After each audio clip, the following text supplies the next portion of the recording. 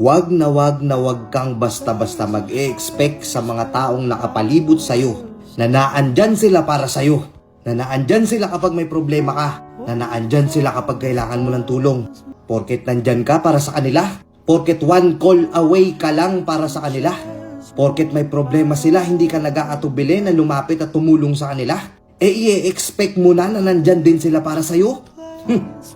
Pag-isipan mong mabuti. Kasi hindi lahat ng taong tinulungan mo kasing buti mo. Hindi lahat ng taong tinulungan mo kasing busilak ng puso mo. At yun ang totoo.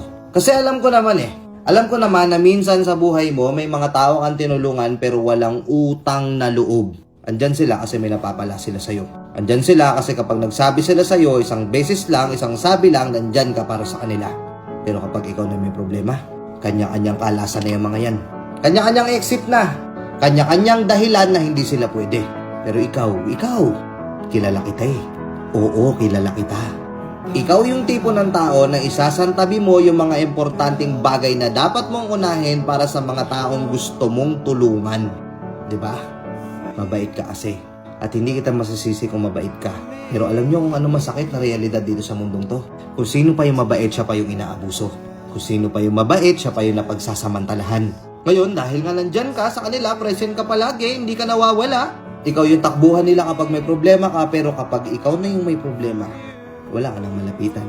Kaya oo, totoo yung sinasabi ko nung umpisa.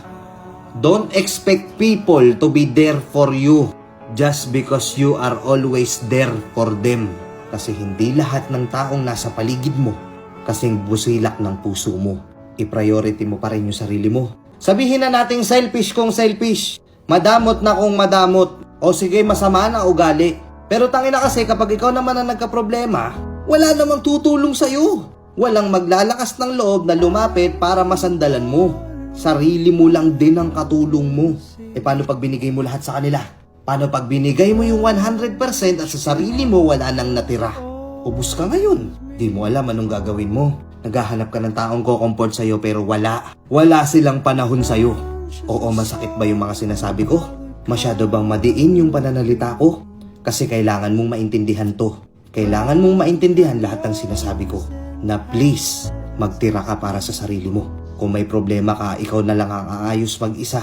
Huwag kang masanay na kailangan mong sumandal at mag-rely sa ibang tao. Kasi minsan, kakarely natin sa ibang tao, akala natin nandyan sila para sa atin dahil nga nandun tayo para sa kanila nung mga panahong hindi nila kaya. Minsan, baliwala sa kanila yun. Minsan pa nga parang hindi ka na nila kilala. Na parang wala kang nagawa ni isang mabuti para sa kanila. Sang-ayon ka ba sa sinabi ko?